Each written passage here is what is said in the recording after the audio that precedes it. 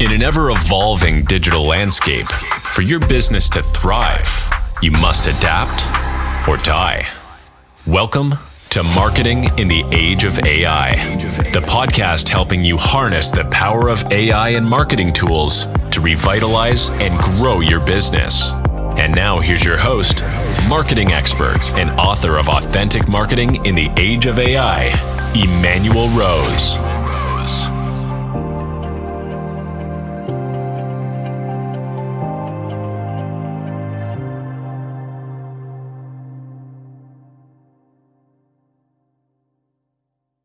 Well, welcome to another show of Marketing in the Age of AI.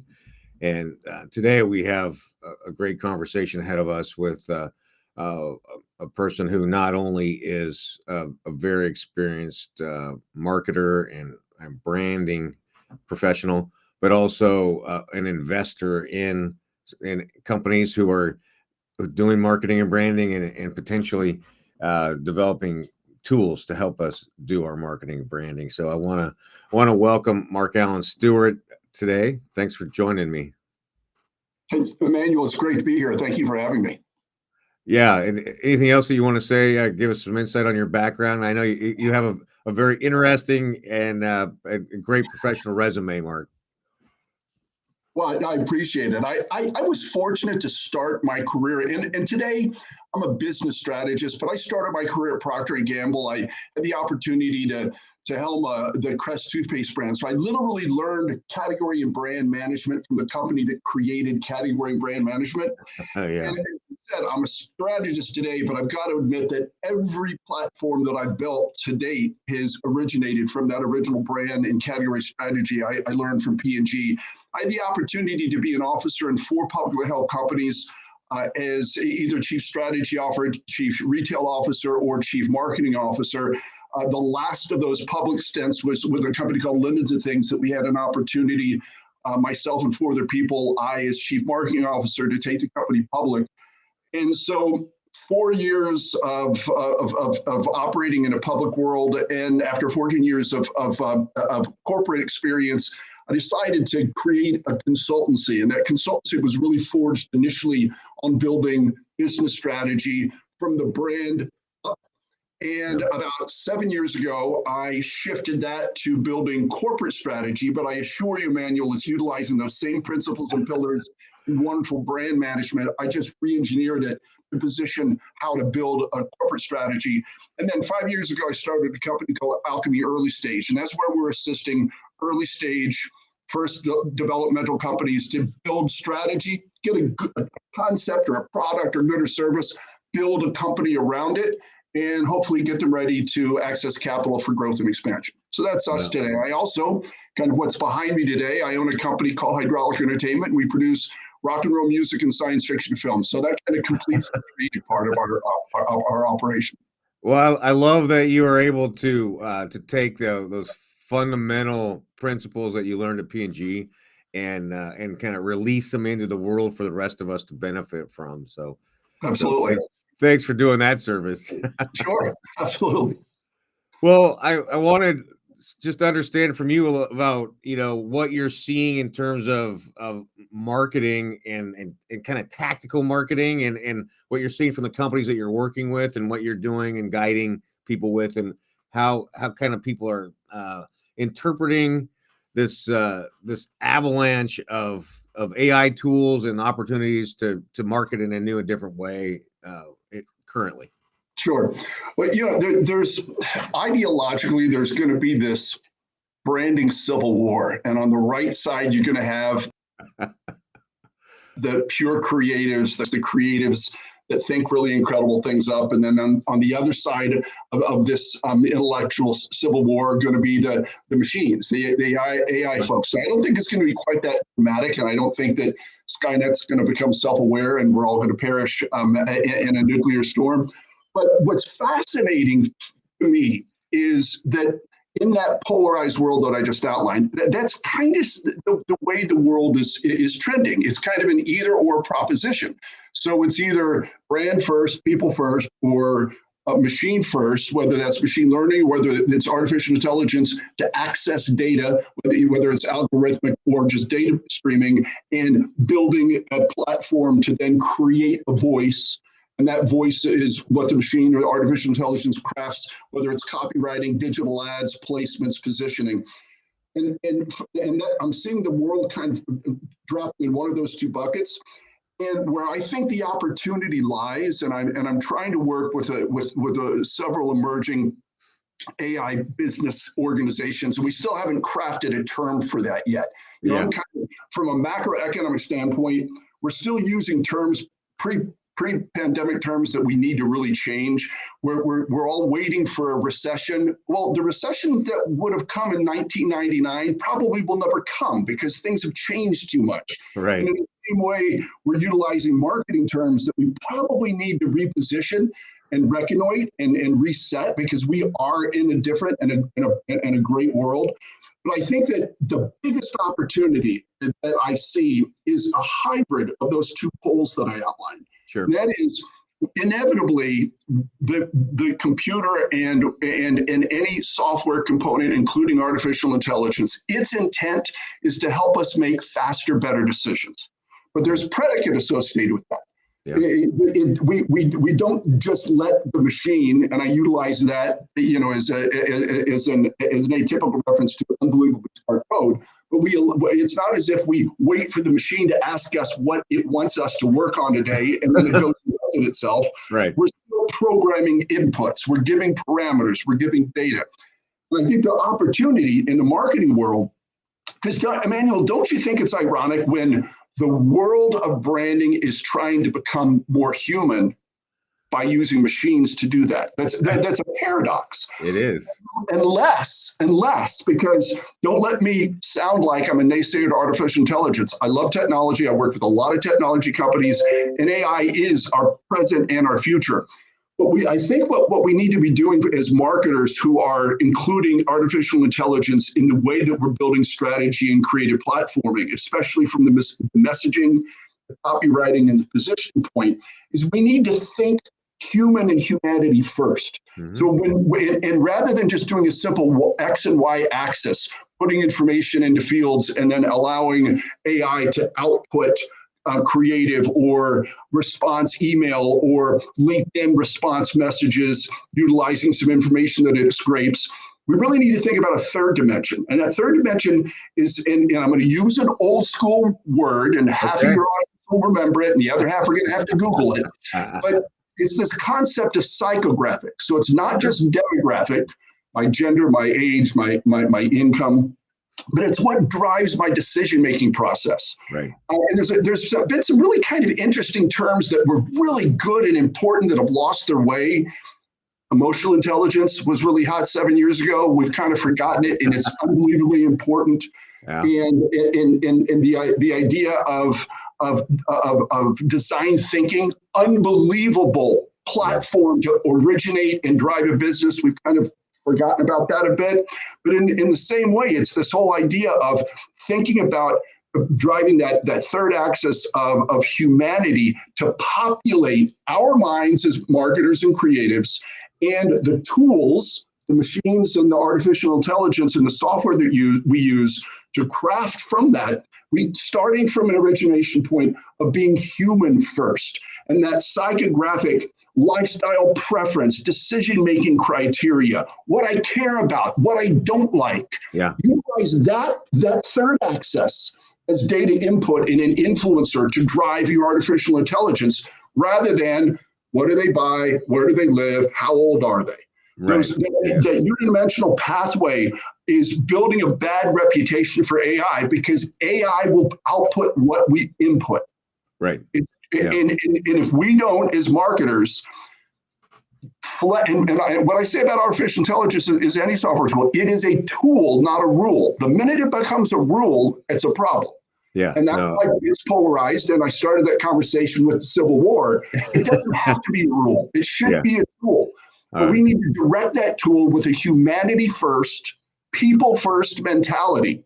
and then allow it to populate whatever yield fields that it's going to provide for us, the queries that we're asking. It'll populate it from a position of humanity, not just of quantitative data that we construct. Yeah, no, I agree. I think it's a great concept that you're bringing up, and I think part of what's happened is that these AI tools have made marketing very accessible for inexperienced people to get into it, right? So they don't have the fundamentals. I studied psychology. That's where I came from, right? And so, we talk psychographics. I'm like, yeah, I love it. Just like if people are going to change the toothpaste they buy, it's going to be from a change in their life first, and then that opening happens, right? That's the story I've heard. And so if there's the micro marketing that can be done, and really one of the things that the digital world has allowed us to do is in a more affordable way micro market, and then the macro market, and there's plus and minuses from both. And there should be a balance of micro and macro if you're a large brand when you look at your marketing mix. But the macroeconomics is very, very expensive, and sometimes it's efficient. Even digitally, it can be inefficient. But a balance of those two things, those two components, are still integral to building why anyone in the world is trying to build a brand. And a brand is an emotional connection to this person that you're trying to help serve or improve their life. A brand is an emotional relationship. And that's why, again, thinking about those two poles, and I don't mean to oversimplify it, but I'm a simple person, that, the left side of we can't let AI enter into our world. And having an entertainment company working with writers and creatives and actors, I respect why there was such an uproar last year within the entertainment community, and why there was a strike, because if I'm a writer and you don't need me anymore, that machine put me out of a job, theoretically. I'll come back to that in a second. If Nicolas Cage is becoming very, very vocal about the fact that he's frightened to death that a camera's going to take his image, an audio recorder will take his voice, and they won't need him anymore.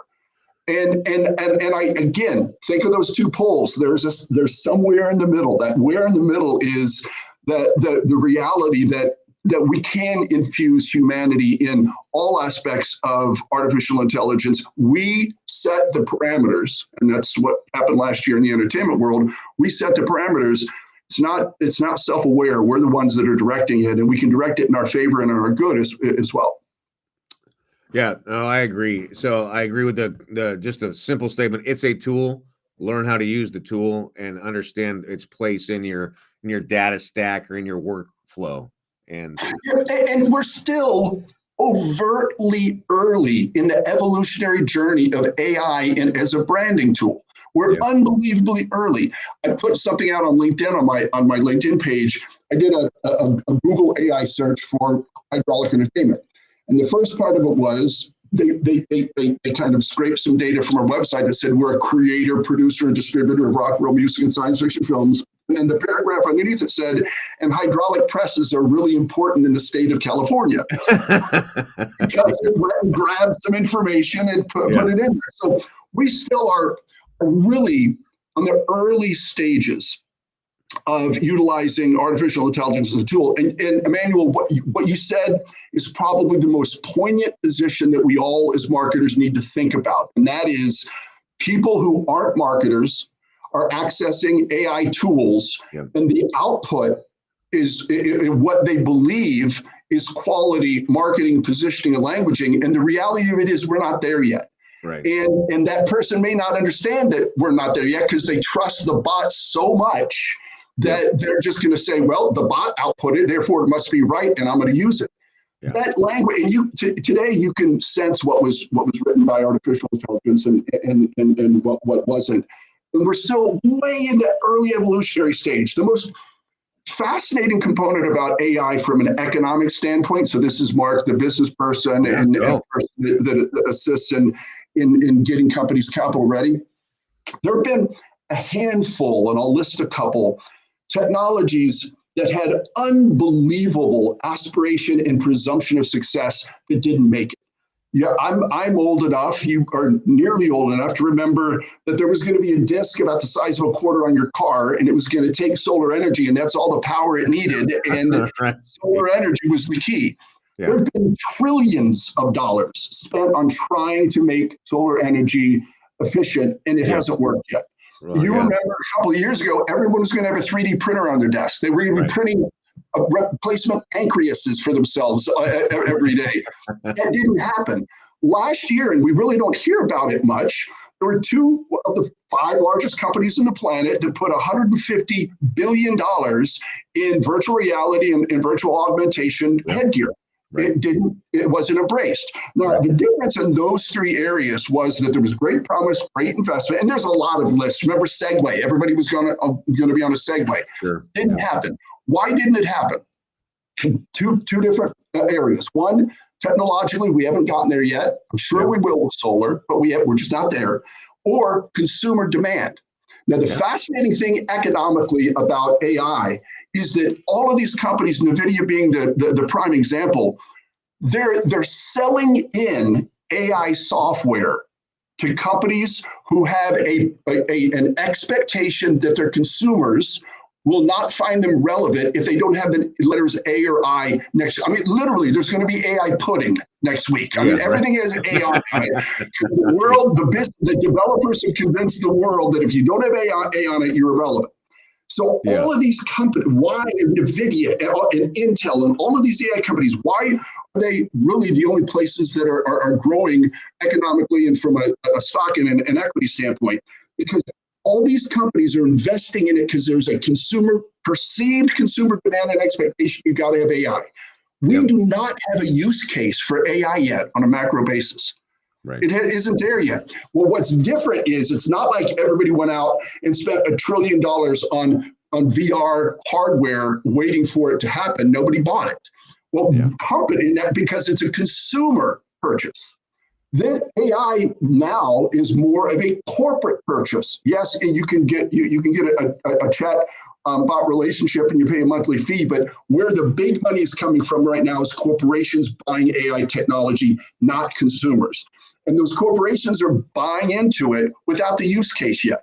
Right. And why don't we have a use case? Number one, we don't know consumer demand. Number two, we aren't there technically with what AI will be 20 years from now. And everybody says the world of technology is increasing threefold a year. That is the truth. But for AI to deliver what we're all anticipating it to deliver, we're really far away from that. And we shouldn't expect to rush it because what we're talking about are very complicated trillion executions a second type of calculations. Yeah. And we need to give it a little bit of time to see what it can do to then determine if we have a use case or not. Well, let's just dig into the use case and what your recommendations are for a company when they're looking at integrating an AI product. I mean, what are you recommending that people do in order to make a good decision about that? So the first of which is, and it's a really, really great question. The first evaluation point is, what is your ultimate intent for the result of you using the tool? What do you want out of it? That question is very rarely answered because we have this AI omnibus that says, I'm being sold an AI package, I need it. So make sure you have a clear expectation for what you want that AI tool to do. Right. Then validate with your service provider that it can indeed do that. Good, I like that. If it can, then we'll move on to the preparation execution stage. If it can't, be realistic to yourself, to your senior management team, and to your provider that it's just not meeting the need. But if it is meeting the need, then before you buy, take a look at the implementation package. Yep. That implementation package is, if you're going to go and you're going to query a specific target to get specific information, yielding to then create outputs, whether it's creative positioning, digital ads, etc. But look at the questions it asks. Some are algorithmic, ultimately every question is an algorithm, whether it's complicated or not. But look at the algorithmic queries that it's asking. And do you feel comfortable as a business owner and operator, that those are the right questions, that once you get the information, you'll have the data necessary to execute your plan. So most people focus on implementation rather than pre-implementation. So focus on the queries. Make sure you're comfortable with, and you have a sense of comfort that because you're going to get answers to the questions you ask. Right. Make sure they're the right questions. Ask them the right way. Because if you ask the wrong questions or ask them the wrong way, then you're going to get inputs, and those inputs are going to be applied, and it's not going to be successful. And then the third piece that I think is probably for me the most important piece, and I think that it's going to need to come from the user side, from the customer side, rather than the developer side, and that is, if that AI package doesn't have that psychographic third axis, that ability to add some real humanity-driven questions, then either ask your service provider if they can augment, or seek another service provider. Do not engage in, and I'm sure I'm hurting a lot of AI developers' feelings, don't engage with an AI platform that doesn't have that third access capability. Because that's what's going to create the bridge. Otherwise, we're going to have those poles, and it's okay to have those poles if we have a bridge connecting them, and that bridge can be that third access. And then I love that. I agree that I kind of say that a lot of this stuff comes out like cardboard, and you're sitting down for dinner and you're eating cardboard. It's not dynamic at all. It has no sustenance. Right, and it often has correlative, consistent, and accurate data points, which don't necessarily connect with your audience. I'm advising a company, and 2 weeks ago they gave me their demo, and it was a business development prospecting tool, and it asked questions, and the query came back, and it not only was it obvious that a bot wrote it, but there was nothing. It was, hey, Emanuel, I saw your LinkedIn posting about tomatoes, and tomatoes are really important to me. Well, that really isn't necessarily an engaging way. Emanuel, with all of the requests you get on LinkedIn, that's really not going to compel you to say, wow, this guy Mark has a point of view that I'm really, really interested in. Right. So utilize AI as a data extraction tool, but allow it to have the first draft of right now, Emanuel, here's my number one cardinal rule for AI and creative or a digital languaging. Never take what it's giving to you today and distributing it without editing. Oh, yeah. You got to edit. You've got to, so assuming it did the intelligence gathering for you, tool, not a rule. Yep. And it assumed that it scraped and grabbed information that was accurate because that audience, that person, that company provided accurate information where it was being scraped. Yep. The data that you get back, presume it's correct, then edit it to make it sound like you, your brand, your company. Yep. Use the intelligence, but that's another way for you to go in and use your own humanity. Yeah, I agree 100%. It produces C- work, and you've got to take the time in order to imbue it with the humanity and the personality in your brand. Yeah. Right. That's it. And the reality of it is, and I still do this a lot because I love to learn. That's why I'm in business. I love to learn, and I go out, I go on people's websites, I look for brand presentations, recommendations. And that it does take a lot of time, and that's right now what AI can do for us is that data gathering in an intelligence way, in a postulate-based way. We can give parameters. It can pull back the data that in seconds that would have taken us an hour to do. That is an unbelievably value-added tool. And then we can't just cut and paste, which are what those people that you referenced that aren't marketers that are using marketing tools to build it. Just yesterday, 5 minutes ago, I built an ad campaign, I built an email. Well, you did, but you just took first generation data off of the tool and you didn't edit it or make it, as you say, your brand, your voice, your position. Yeah. So I think it can be a great tool today. And again, what's a computer supposed to do? Help us make faster, better decisions. AI can do that, but we can't. That's the beginning of the creative pathway, not the end of it. Yeah, well, I love it. Well, Mark, I don't want to, but I have to wrap this up because I think Sure. you and I could have this conversation all day long, and You tried. I think we're pretty aligned with the idea that it's a great innovation. We need to have very clear outcomes for it, and we need to make sure that we have the human touch into every piece of creative that it develops. And I'm excited about where it's going to go over the next 5 years. Right? It's exciting. And I appreciate your time, and I just want you to have a second here to let people know how they can get in touch with you if they want to have a conversation with you. Sure. And I just want to kind of, I said it indirectly, I didn't say it directly. We're waiting for AI to help us. Let's help AI help us. Right. Yeah. And so Mark Allen Stuart, our company is, we have a couple of companies, the Stuart Group, Alchemy Early Stage, and hydraulic-entertainment.com. Best way, you can either access Mark Allen Stuart on LinkedIn, there's just one of me, or Mark at Stuart Group Consulting, Stuart, groupconsulting.com.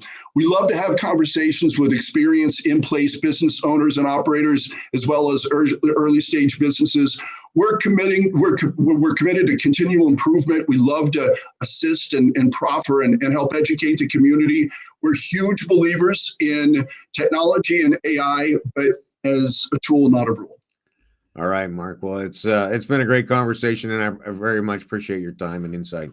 Emanuel, I always love our interaction. You do a fantastic job, and thanks for having me today. All right. You have a great week. You too. Okay. Thanks for listening to Marketing in the Age of AI. Be sure to subscribe wherever you heard this podcast so you never miss a future episode. Your copy of Authentic Marketing in the Age of AI is available at Amazon.com or EmanuelRose.com. You can also connect with Emanuel on LinkedIn. Thanks again for listening, and we'll see you next time.